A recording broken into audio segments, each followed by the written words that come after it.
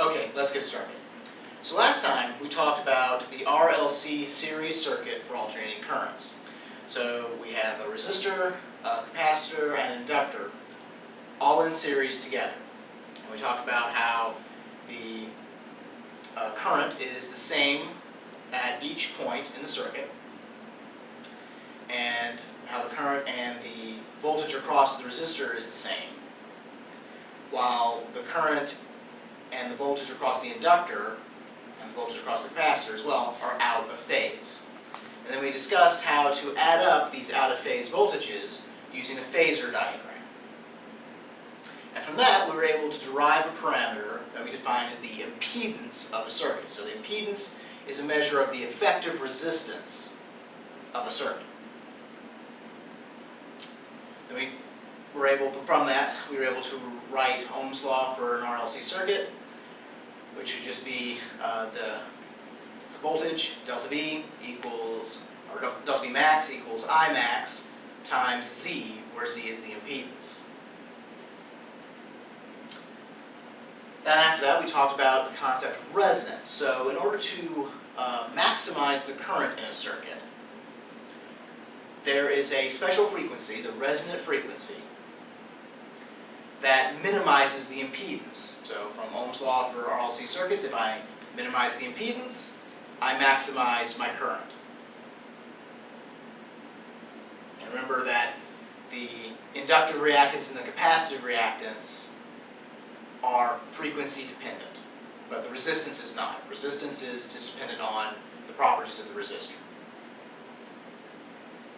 And then we talked about energy in the circuit. So we talked about how with a capacitor and an inductor in an AC circuit, there is no power loss. There's no energy loss due to those circuit elements. If I put energy into an inductor, it's stored in the magnetic field, but I can get that energy right back out. Same thing with the capacitor. If I put energy in the capacitor, I can get it right back out. There's no energy loss.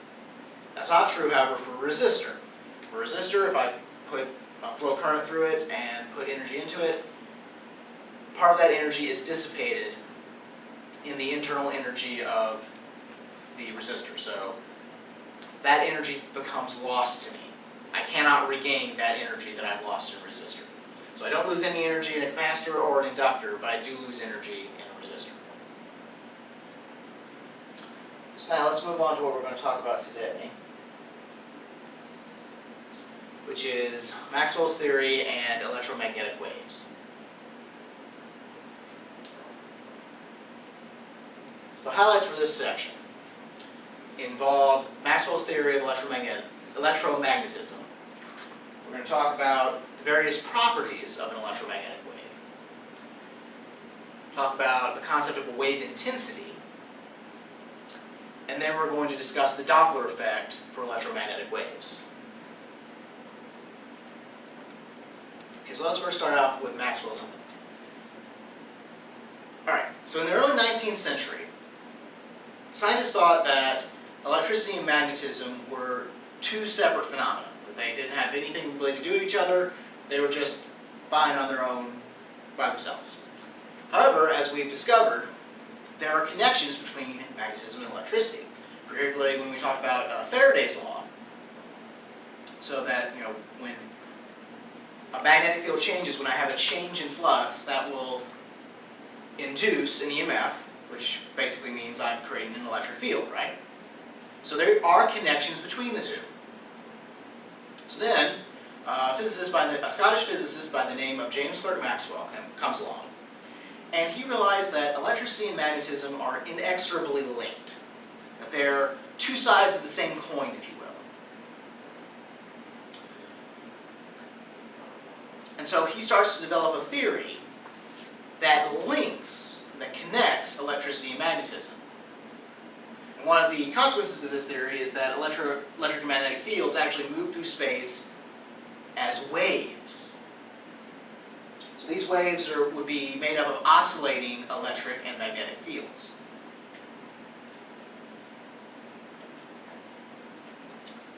So let's move on from that. Alright, so let's look at the foundations of Maxwell's theory. So he had four pieces of information that provided the backbone for his theory. Number one was that electric fields are going to originate from positive charges and terminate in negative ones. So a field line will come out of a positive charge, go into a negative, like we talked about earlier in the course.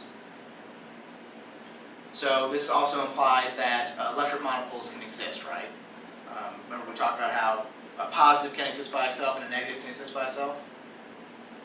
That isn't true for magnets. Remember, for magnets we always have to have a north and a south pole together. It doesn't matter how much I divide up my magnet, I'll create new north and new south poles each time.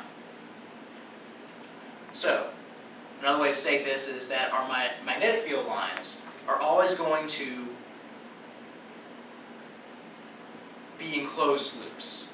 They're not really going to really start from anywhere and end in anywhere. I mean, they're going to come out. The direction for a North Pole will be coming out of the North Pole, and a direction for the South Pole will be going into the South Pole, but technically they're going to loop together and connect, and there really is no beginning or ending. The third statement, which was known at this time, was that a varying magnetic field, so a change in magnetic flux, will induce an electric field. So this is just a word version for Faraday's law. And then the fourth one is that B fields are generated by moving charges. So that makes intuitive sense. That's another way of stating Ampere's law. So, having these statements as the foundation, Maxwell put them together in a mathematical context and then theorized that these two forces, these electric and magnetic forces, are actually playing symmetric roles in nature. So that means that, as Faraday said, a changing magnetic field will produce an electric field. And so conversely, if Maxwell is correct, a changing electric field should create a magnetic field. Now at the time, this wasn't able to be seen very well in experiment because the magnetic field generated by the changing electric field was so weak. And then also Maxwell, of course, theorized that these electromagnetic fields can propagate as waves. And the speed of these waves is equal to c, the speed of light. So, just want to briefly talk about Maxwell's framework here. So, for his mathematical framework, he assembled these four fundamental equations that now bear his name, the Maxwell equations, and brought them all together and linked them up to describe electromagnetic phenomena. So the four listed here, Gauss's law, which we discussed in chapter 15, the no magnetic monopoles law, which is mathematically a version of Gauss's law for magnets, Faraday's law, which we've already talked about, and then of course Ampere's law. And so Maxwell took these equations together, he modified some of them, and then linked them together in order to develop a unification for electricity and magnetism.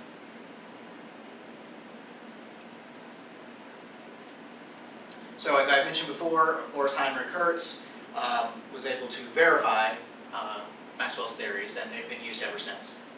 So let's talk about the properties of these electromagnetic waves. So basically, if we look at our waveform here, so we have waves propagating in this direction. So the wave is made up of oscillating electric and magnetic fields. So you'll notice you have an electric field, you got a crest, trough, crest, trough, but just like a regular transverse wave. And then perpendicular to my electric field, I have an oscillating magnetic field. So note that the electric field and the magnetic field are perpendicular to each other and the direction of propagation. They're mutually perpendicular. Again, as I stated earlier, the waves travel at the speed of light, c, which is 3.0 times 10 to the 8 meters per second. Alright, let's talk about wave intensity. So wave intensity is a measure of how much power is going through a certain area. Or in other words, the rate of change of energy through a certain perpendicular area. So the magnitude of the intensity for an electromagnetic wave is going to be equal to the maximum value for the electric field, so the electric field magnitude, times the maximum value of the magnetic field divided by 2 epsilon naught. So again, this is a power per unit area.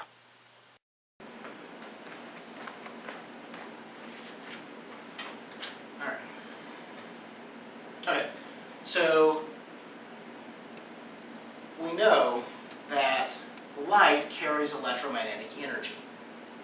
So if it carries energy with it, it's going to have some sort of momentum, associated momentum. So when the light hits an object, if the object totally absorbs the energy from the light, the change in momentum is going to be equal to the change in energy, so the energy deposited into the object, divided by the speed of light. Now, if the opposite case occurs, let's say the object totally reflects the incident beam, the change in momentum is going to be equal to 2 times the change in energy over the speed of light. So in effect, because light has momentum, when the sunlight strikes your skin, it actually pushes on you a little bit. Just not by a lot, of course. Another way we can describe this is with a concept called radiation pressure. So from this expression, we can derive the pressure that light is exerting on an object. Alright, we just said that light is an electromagnetic wave. That means it has energy, and therefore must have an associated momentum.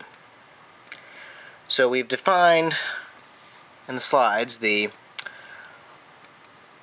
momentum delivered to a surface that the light is striking as equal to the change in energy over the speed of light for a totally absorbing surface, and the change in momentum is equal to 2 times the change in energy over speed of light for a total reflecting surface.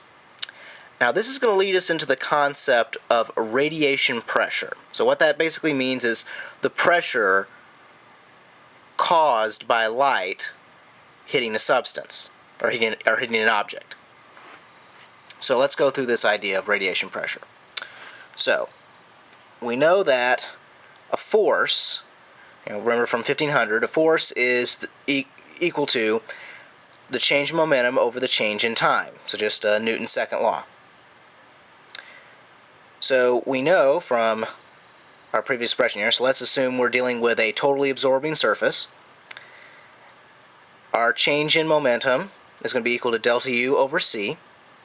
So if we write this down in our force equation, this will be equal to, force will be equal to the change in energy divided by speed of light times the change in time. But we can rewrite delta U in a different way. So this is also mentioned in your book on page 754. So we know that the intensity of the wave is equal to our change in energy divided by our change in time times the area through which the light is going through.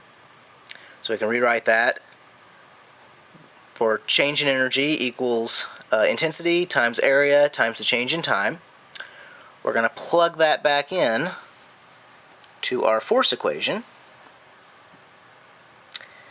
and notice our change in times are going to cancel out, so we're left with the light force, if you will, equal to the intensity times the area divided by the speed of light. Well, what is a pressure? Well, as you recall from 1500, a pressure is just a force divided by an area, right? So that means that to get the pressure, all I have to do is get rid of this area. And that leads me to an expression for the radiation pressure of this electromagnetic wave. So it's going to be equal to the intensity divided by the speed of light. So I notated the little subscript r down here to differentiate it from momentum. This is a pressure, not a momentum. So this and you can do the same analysis for the total reflective condition. In that case, you just multiply this by 2. So this gives us an expression for the pressure exerted on an object by light. So as we just derived, light exerts a pressure on an object it is incident upon. This concept is what powers the idea of a solar sail. So if you take a highly reflective material and cover enough area and aim it towards the sun, you can have a large amount of change in momentum, or a decent amount, not a large amount, a decent amount of change in momentum. So eventually, you change in momentum enough that you start to really move faster and faster. But you don't really expend any fuel. All you really need is light. So a solar sail will just use light instead of fuel to propel a spacecraft. Alright, so let's now look at a summary of the properties of electromagnetic waves. So, again, electromagnetic waves, they travel with the speed of light. They're transverse, and they're perpendicular, but both electric and magnetic fields are going to be perpendicular to the direction of propagation, and of course to each other. And then, of course, the ratio of the magnitude of the electric field to the magnitude of the magnetic field will equal the speed of light. And then, as that last we just discussed, electromagnetic waves are going to carry energy and momentum, which they can deliver to a surface. So that's why, that concept is why life on Earth exists. We have light coming from the sun. Energy is being transferred from the sun to the Earth through light. There's no medium or ether in between Earth and the sun.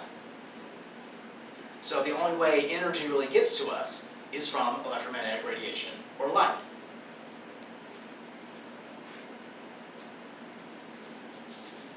So speaking of the electromagnetic spectrum,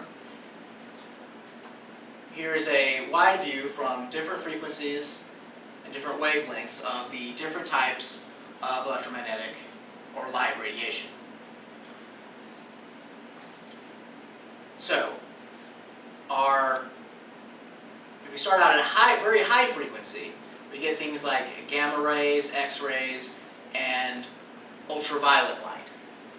So you'll note that all three of these guys are stuff you want to avoid. So remember, if you're down at the beach, you want to use sunscreen to protect against ultraviolet light. That's because if light has a very high frequency, it has a very high energy. So if ultraviolet or X-ray or gamma rays are incident on you, they're depositing a lot of energy into your body, which, if you have too much of it, will start to destroy these cells in your body. So that's why those guys are dangerous, why you want to use sunscreen on a beach, or you want to have a shield when your X-ray is taken. Then, around the middle here, we have our visible light spectrum. So this is the wavelengths of light that we can see. So, all the way from violet to red, so our Roy G. Biv. And you notice that visible light has a wavelength between about 400 nanometers for the smaller wavelength visible light to about 700 nanometers. And then as we increase our wavelength and decrease our frequency, we start getting into the infrared spectrum, which is used by things like night vision goggles. microwaves, which we're all familiar with, that some of us use more than others, especially if you're a poor college student. TV and FM radio. And then getting on towards wavelengths of around 1 kilometer, we get to the AM frequencies.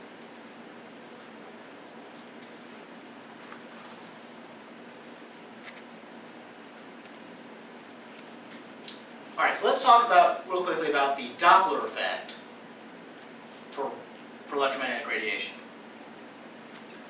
So, remember in chapter 14, we talked about the Doppler effect in the context of sound.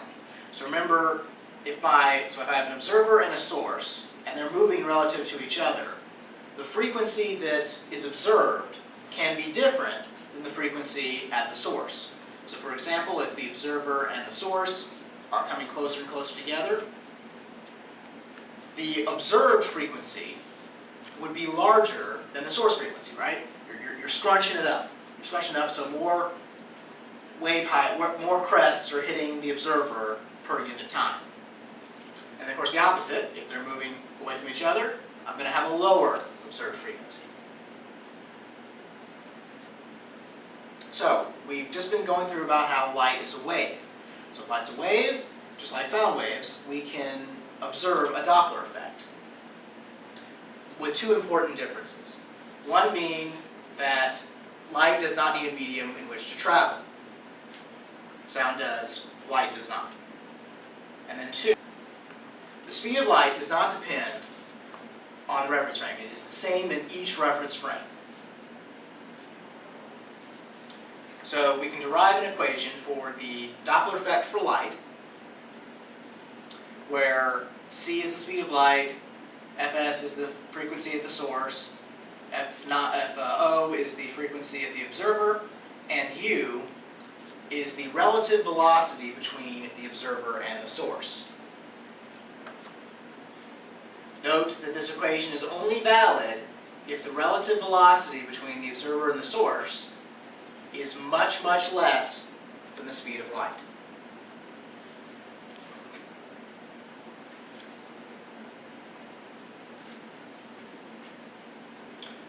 So, if we have a situation where the observed frequency is lower than the source frequency,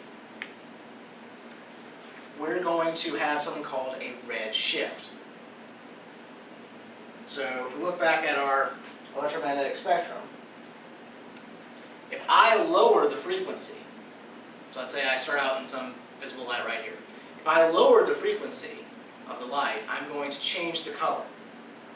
I'm going to move from yellow, where I start, down towards the red part of the spectrum.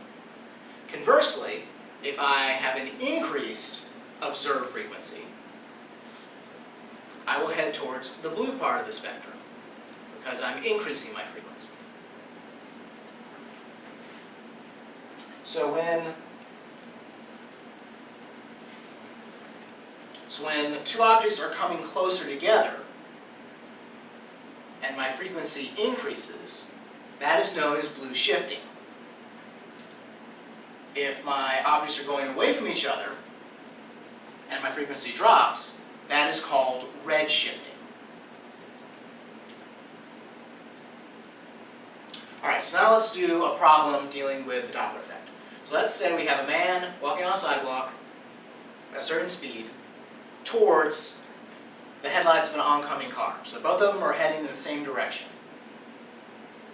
The man is walking at 2 meters per second, the car is moving at 16.1 meters per second. So the question asks us, what is the observed frequency going to be of the light coming from the headlights, assuming the source frequency is 550 nanometers. And then B is, did I blue shift or red shift my frequency? So let's solve it.